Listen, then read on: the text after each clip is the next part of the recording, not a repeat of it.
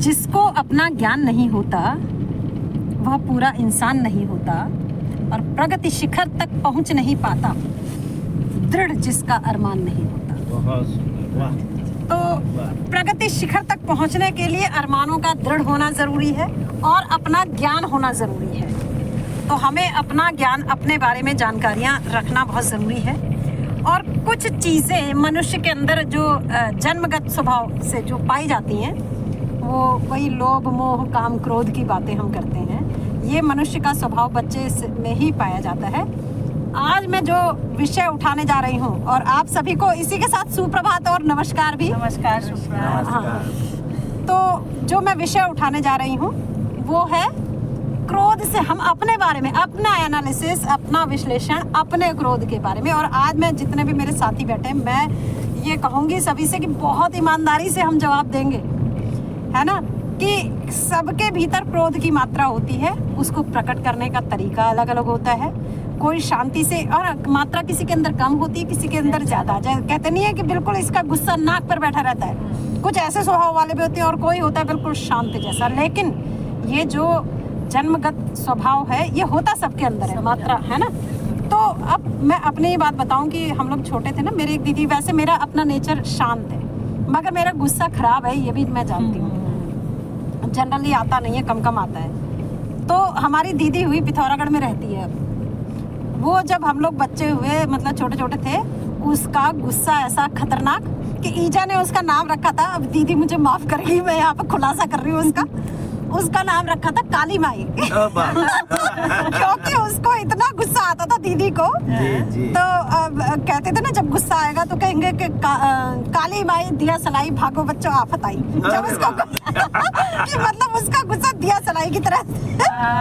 तो अब लेकिन आज की तारीख में वो बिल्कुल शांत है, बिल्कुल शांत और विनम्र। ये समय के साथ होता है ना। और कुछ चीज़ें ऐसी होती हैं, हम एक मन्नू भंडारी बहुत फेमस राइटर हुई थी, तो उनके, वो अपने पिताजी का वर्णन करती हैं।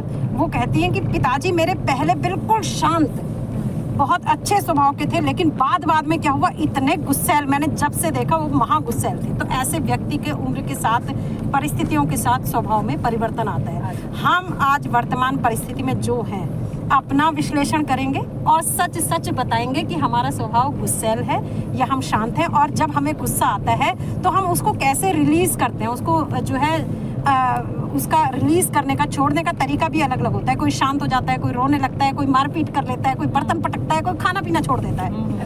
तो अब जो है, आज मैं शुरुआत करूंगी, इस छोटों को कहते हैं ना, जब उम्र बढ़ रही होती है तो उनको ज्यादा जरा खून उबाल मारता है। तो हमारे पास में पूजा मैडम सबसे छोटी हैं। आज माइक ले जाएंगे इनकी ओर और इनसे जानेंगे कि आपको क्रोध के मात्रा का प्रतिशत क्या है, कैसे करते हो और उस स्थिति में कैसे निपटते हो आप। जी, नमस्कार सबको। गुस्सा तो मुझे बहुत आता है वैसे। अच्छा। क्योंकि ऐसा होता है, जो घर में छोटा होता है उससे ज़्यादा ही गुस्सा आता है। उसकी बात ना मानो तो थोड़ा गुस्सा दिखा दो तो बात जल्दी एक्सेप्ट हो जाती है, मान ली जाती है। और मेरे घर में भी यही होता है।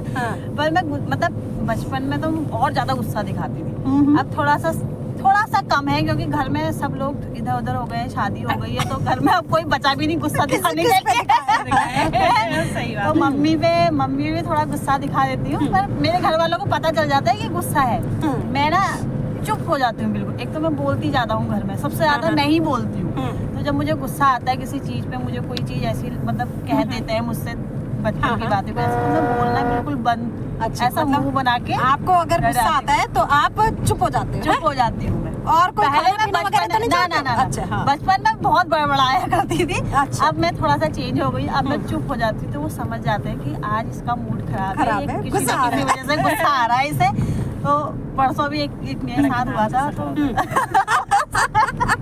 हाँ, बता दो। मैं कहीं बाहर गई हुई थी।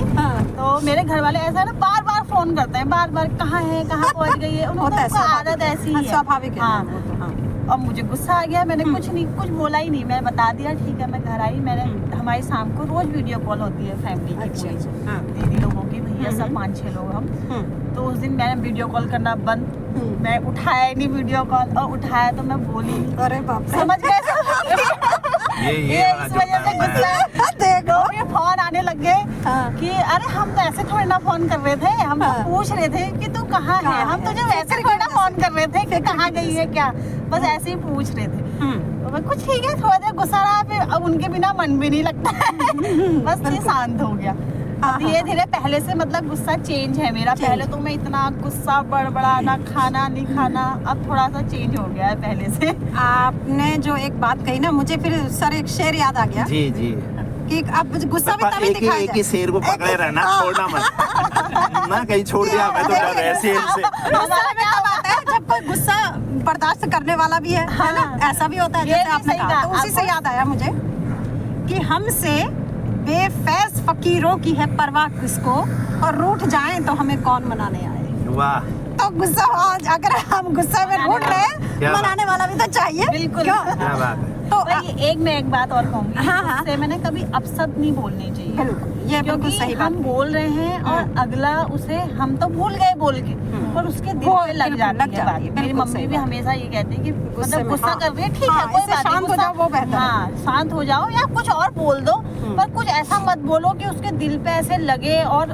तुम तो भूल जा रहे हो बोल के, पर दूसरा उस चीज को नहीं भूलता है क्योंकि उसे बुरा लगा होता है ना उस टाइम पे। बिल्कुल, शब्द तो चुप होते हैं कुछ लोग, मेरे साथ तो बहुत की बोल के ना वो भूल जाते हैं, पर हम उस चीज को नहीं भूलेंगे कभी, बिल्कुल। भले ही उससे अच्छे से बात कर कि रहे हैं, उसने ऐसा कहा था, ये चीज रह पर जाती बहुत है। अंदर ऐसा मत बोलो कि अंदर तक ही वो किसी को ऐसा काट दे, हाँ चुप जाए, है ना। गुस्से से लिमिट, जिससे गुस्सा हो वो बात करो। आलतू फालतू मतलब इधर उधर की पुरानी बातें, तब ऐसा हुआ, ये बातें नहीं करनी चाहिए उस टाइम पे। मुझे बड़ा गंदा लगता है ऐसे जो कि लोग पुरानी बातें, हाँ ये चीजें नहीं होनी चाहिए। हाँ, बस इतना और वैसे मैं हमारे श्रोताओं को वैसे सभी लोग ज्यादातर जानते होंगे, और सर आपकी जानकारी का तो बहुत विस्तृत संसार है। जब हम क्रोधित होते हैं ना, जो गुस्सा करते हैं हम, तो शरीर से जो टॉक्सिन्स हैं, हार्मोन्स हमारे ऐसे रिलीज होते हैं जिससे हमारा ब्लड प्रेशर बढ़ता है, रक्तचाप बढ़ता है, ब्लड के थक्के जमने लगते हैं, और जो हमारे शरीर का जो असर है ना, वो प्रतिकूल प्रभाव, उल्टा प्रभाव पड़ने लगता है। इसलिए क्रोध को कम से कम ये होना चाहिए, ये भी नहीं पीना भी नहीं, गुस्से का घूंट पीकर रह जाना वाली कंडीशन भी नहीं, उसको रिलीज होना भी जरूरी है, उसको निकलना भी जरूरी है। बस आपका या तो ऐसा नियंत्रण कि आ ही नहीं रहा है गुस्सा, इस तरह का कुछ हो, क्योंकि मतलब आप अगर कभी इस बारे में तमाम रिसर्च हुई हैं, आप उनके बारे में पढ़ें तो जानेंगे कि हमारे शरीर के लिए हानिकारक होता है, लेकिन कहीं कहीं लाभदायक भी होता है। कहीं ज़रूरी हो जाता है, स्कूल में ज़रूरी हो जाता है दिखाना, है ना, बच्चों के ऊपर। तो अब इसी बात को हम आगे बढ़ाते हैं और इसको ले जाते हैं विमला मैडम के पास। इनसे पूछते हैं कि आप बताइए इस संदर्भ में ज़रा अपने विचार। नमस्कार। आज का टॉपिक जैसे कि मैम ने दिया है गुस्सा। खैर गुस्सा तो एक सबके अंदर होता है, स्वाभाविक है, जैसा कहा है होता ही है, सभी को आता है गुस्सा, ऐसा नहीं। कोई लेकिन ये है कि जैसे अगर हम सही से वो बात कर रहे हैं, अगर अगला कोई जैसे उल्टा या गलत या आवेश में जवाब देता है तो उसमें मेरे को बड़ा बुरा लगता है। मुझे लगता है कि हम अब सही से बोल रहे हैं तो अगला क्यों ऐसे पेश आ रहा है ना।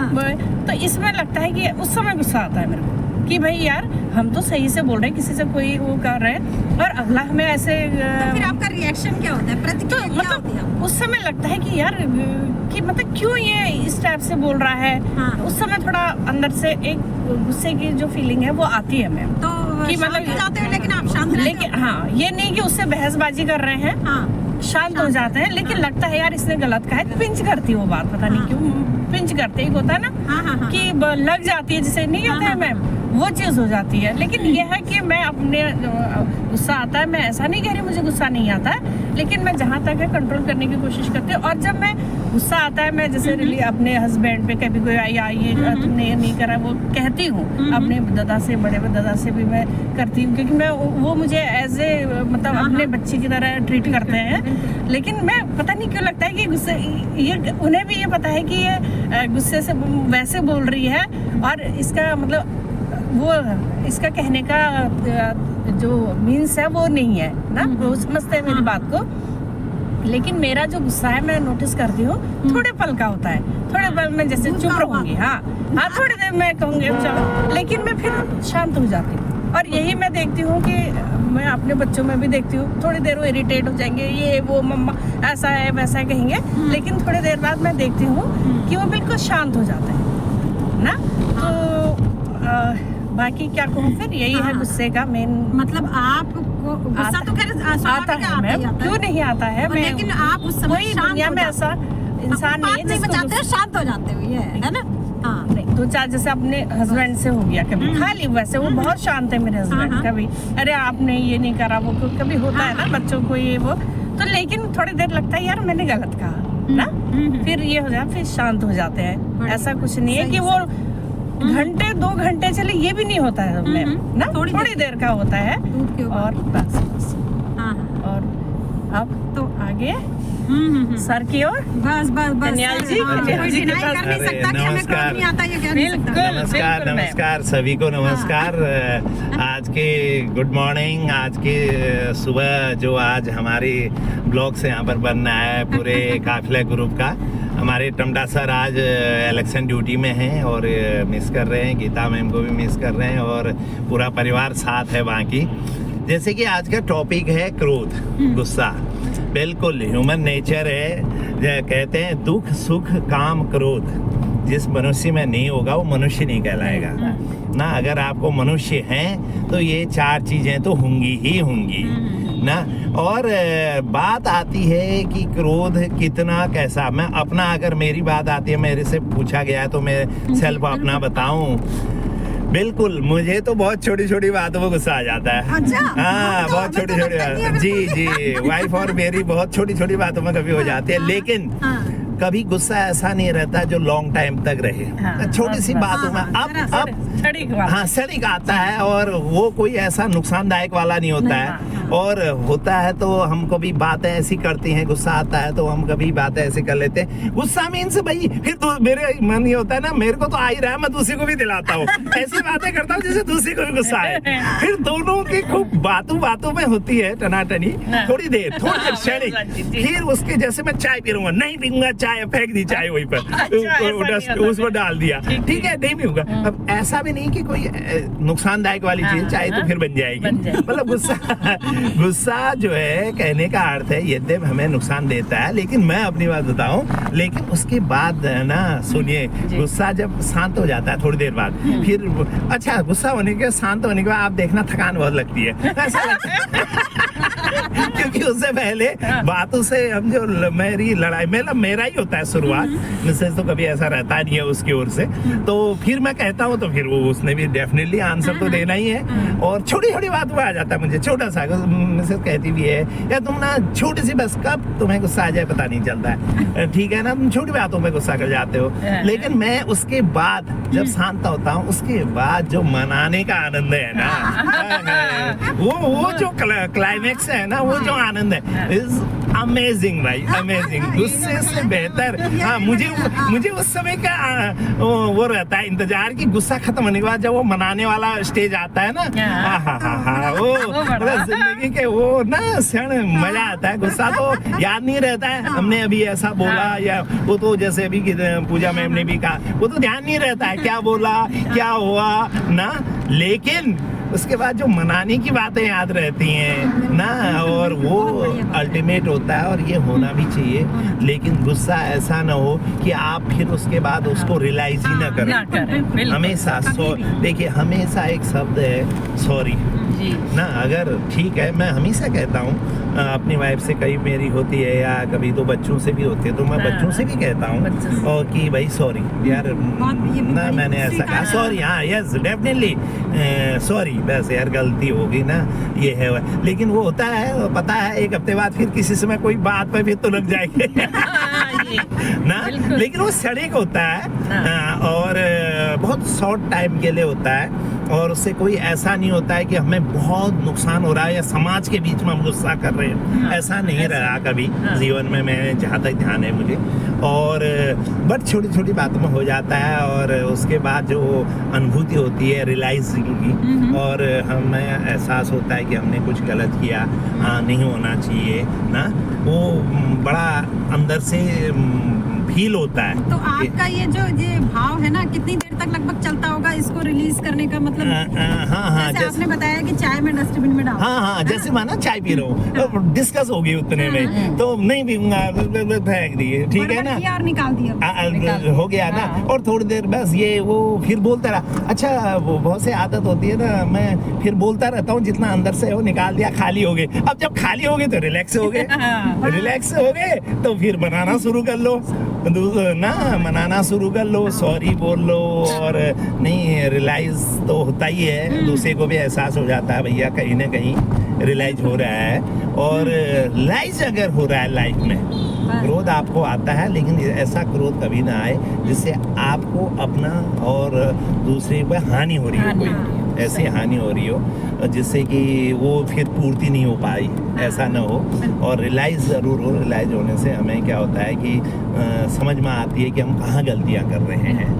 तो यही मुख्य बात है। और कुछ मैम इस पे मैं तो यही कहना है ना, और कोई चीज़ पूछ रहे हैं आप कि? हाँ, और एक देखिए, एक क्रोध हमारा तब रहता है कि हमें विद्यार्थियों को बताना भी जरूरी हो जाता है। हाँ, बिल्कुल। स्टूडेंट्स अगर एज ए टीचर मैं बात करूँ तो रफीक सर, हेलो, नमस्कार सर। हाँ नमस्कार सर। सर हम यहाँ पहुँच गए हैं, ये अपना खंड ऑफिस पे। अच्छा, ठीक, नमस्कार।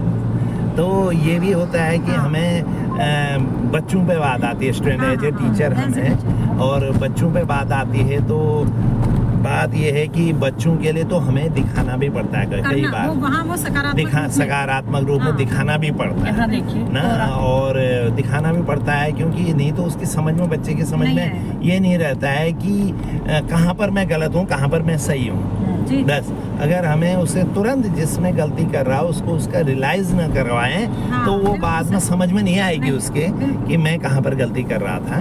तो इसी बात को thank you. Yes ma'am, thank you. चलिए सर, हम तो मैं बात कर रही थी क्रोध की, मैं बात कर रही थी पूजा मैम, इधर को ले लीजिए। तो मैंने स्टार्टिंग में ही आपको बताया।